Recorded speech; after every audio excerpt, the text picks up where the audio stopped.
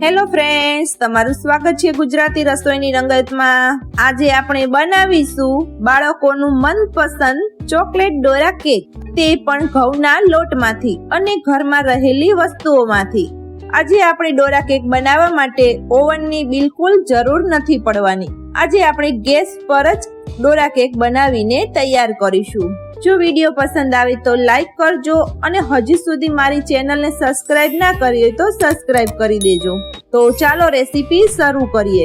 તો સૌથી પહેલા ચોકલેટ ડોરા કેક બનાવવા માટે આપણે એક બાઉલ લઈશું અને બાઉલ ઉપર આ રીતે ચાળણી રાખીશું। હવે આમાં 1 કપ જેટલો ઘઉંનો લોટ લઈશું, જે રોટલી બનાવવા માટે આપણે ઉપયોગમાં લઈએ છીએ તે જ। હવે લોટને ચાળી લઈશું। હવે આમાં અડધા કપ થી થોડી ઓછી દળેલી સાકર લીધી છે। તમે સાકરની જગ્યાએ ખાંડ પણ લઈ શકો છો। તો સાકરને પણ ચાળી લઈશું। અત્યારે મેં સુગરનું પ્રમાણ થોડુંક ઓછું રાખ્યું છે, કારણ કે આપણે આમાં આગળ ચોકલેટ પણ લગાવવાની છે, એટલે મેં અત્યારે અડધા કપ થી પણ થોડી ઓછી સાકર લીધી છે। હવે 3 ચમચી જેટલો કોકો પાવડર ઉમેરીશું। કોકો પાવડર એકદમ સારી ક્વોલિટીનો હોય તેવો લેવાનો છે, જેથી કેકનો કલર એકદમ સરસ આવશે। હવે 3 ચમચી જેટલો આપણે મિલ્ક પાવડર ઉમેરીશું અને 1 ચપટી જેટલું મીઠું ઉમેરીશું। હવે અડધી ચમચી થી પણ થોડાક ઓછા બેકિંગ સોડા ઉમેરીશું। આમાં આપણે બેકિંગ પાવડરનો ઉપયોગ નથી કરવાનો। હવે આ બધી ડ્રાય વસ્તુઓને ચાળી લઈશું, જેથી કોઈ નાના મોટા કણ રહી ગયા હોય તો તે દૂર થઈ જાય અને આપણું બેટર એકદમ સરસ સ્મૂથ બનીને તૈયાર થાય। જો બેટર એકદમ સ્મૂથ હશે તો ડોરા કેક પણ એકદમ સરસ સોફ્ટ બનશે। હવે પહેલા ચમચાથી આ બધું સરસ રીતે મિક્સ કરી લઈશું। જો તમે મિલ્ક પાવડર ઉમેરશો તો કેકમાં એકદમ સરસ ફ્લેવર આવશે અને કેક ખૂબ જ ટેસ્ટી બનીને તૈયાર થશે। જો તમારી પાસે કોફી પાવડર હોય તો અડધી ચમચી જેટલો કોફી પાવડર ઉમેરી શકો છો। હવે 1 ચમચી જેટલું મધ ઉમેરીશું। મધની ફ્લેવર ખૂબ જ સરસ આવે છે।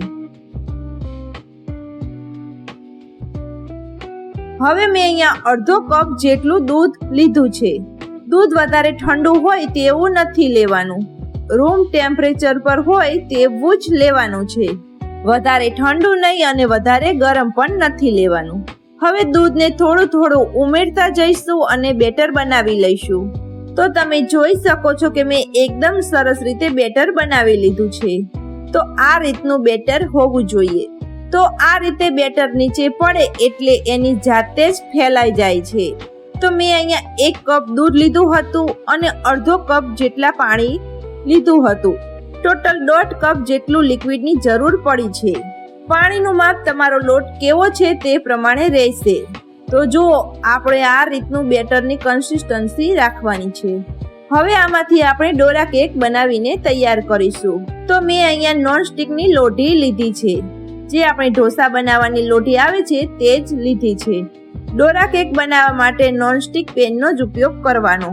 હવે આ રીતે ચમચો અથવા કપનું માપ હોય તેવું લેવાનું છે।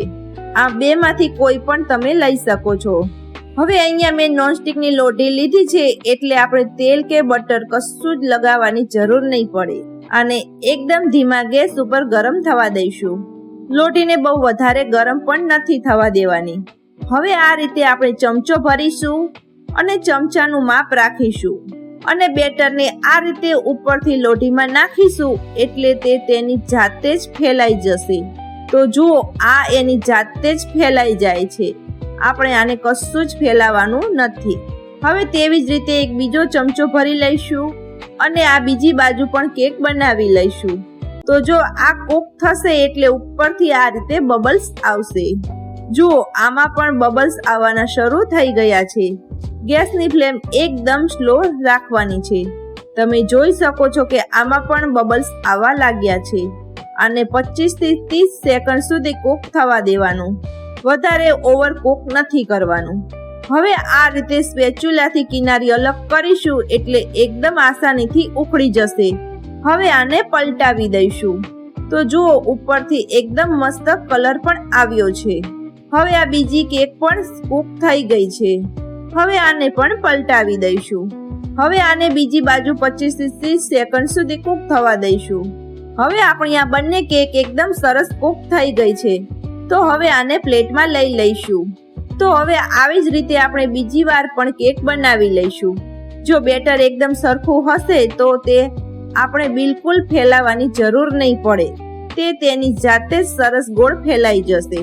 બેટર બહુ વધારે જાડું નથી રાખવાનું અને બહુ પતલું પણ નથી કરી દેવાનું. તો હવે આ રીતે આપણે બધી જ ડોરા કેક બનાવીને તૈયાર કરીશું. તો હવે તમે જોઈ શકો છો કે મેં આ રીતે બધી જ ડોરા કેક બનાવીને તૈયાર કરી લીધી છે. જો આ રીતે કેકમાં જાળી પડી છે. હવે આપણે કેકમાં ચોકલેટ ભરીશું. જો કેકમાં આવી જાળી પડી હશે તો ચોકલેટ વધારે લગાવી શકીશું અને આમાં ચોકલેટ એકદમ સરસ રીતે સેટ થઈ જાય છે. એટલે આ રીતની જાળી પડે તેવી જ ડોરા કેક બનાવીને તૈયાર કરીશું. તો મેં આ રીતે બધી જ કેક બનાવીને તૈયાર કરી લીધી. હવે મેં ડાર્ક ચોકલેટ અને મિલ્ક ચોકલેટ લીધી છે. બંને 50-50 ગ્રામ કટ કરીને લીધી છે. હવે મેં અહીંયા એક બાઉલમાં એકદમ ગરમ ઉકળતું પાણી કરીને રાખ્યું છે. તેની ઉપર આ રીતે આપણે વાટકો રાખી દઈશું. આ ચોકલેટમાં પાણીનું એક પણ ટીપું ના પડવું જોઈએ. જો ચોકલેટમાં પાણી પડશે તો ચોકલેટ ખરાબ થઈ જશે. એટલે ચોકલેટને સાચવીને જ મેલ્ટ કરવાની છે. પાણીના વરાળથી જ આ ચોકલેટ જાતે જ ઓગળવા દઈશું. નીચે આપણું પાણી એકદમ ગરમ છે એટલે તેની વરાળથી ચોકલેટ સરસ મેલ્ટ થઈ જશે. આમાં બીજું કશું જ ઉમેરવાની જરૂર નથી. આ રીતે વચ્ચે વચ્ચે થોડીવાર હલાવતા રહીશું અને ચોકલેટને એકદમ સરસ રીતે મેલ્ટ કરી લઈશું. તો જુઓ હવે આપણી ચોકલેટ એકદમ સરસ મેલ્ટ થઈ ગઈ છે. હવે આપણે ડોરા કેકમાં ચોકલેટ લગાવી લઈશું. તો આપણે જે ડોરા કેક બનાવીને રાખી છે તેનો આ ઉપરનો બબલ્સ વાળો ભાગ છે તે લઈશું અને એમાં આપણે થોડીક ચોકલેટ લગાવીશું. તો આ રીતે આખી કેકમાં ચોકલેટને લગાવી દઈશું. તમે ચોકલેટની જગ્યાએ પીનટ બટર પણ લગાવી શકો છો, પણ બાળકોને ચોકલેટ ખૂબ જ પસંદ હોય છે એટલે હું અહીંયા ચોકલેટ લગાવું છું. હવે આપણે બીજી કેક લઈશું અને આ રીતે જે બબલ્સ વાળો ભાગ છે તેને ચોકલેટ ઉપર લગાવી દઈશું અને આ રીતે થોડું પ્રેસ કરી દેવાનું. જો આ રીતે થોડું કિનારી પણ દબાવી દઈશું. હવે આ જ રીતે કેકમાં ચોકલેટ લગાવી દઈશું. જો આ રીતે બબલ્સ વાળો ભાગ લઈશું અને તમને જેટલી ચોકલેટ પસંદ હોય તેટલી લગાવી દેવાની. જો વધારે ચોકલેટ લગાવશો તો તે ખાવામાં ખૂબ જ ટેસ્ટી અને સરસ લાગે છે. હવે આ રીતે બીજી કેક લઈને આ રીતે પ્રેસ કરી દેવાનું. તો મેં બધી જ કેકમાં ચોકલેટ લગાવી લીધી છે. આ મારા માપથી 9 જેટલી ડોરા કેક બનીને તૈયાર થઈ છે.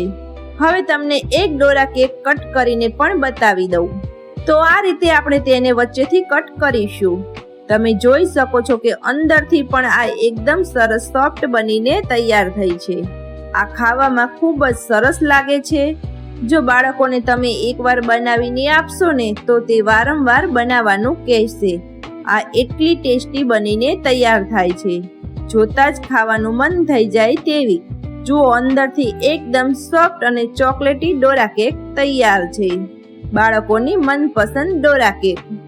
તમને આજની મારી રેસીપી કેવી લાગી તે કોમેન્ટમાં જરૂરથી જણાવજો. અને હજી સુધી મારી ચેનલને સબસ્ક્રાઇબ ના કરી હોય તો સબસ્ક્રાઇબ કરી દેજો. બાજુમાં રહેલું બેલ આઇકન દબાવજો.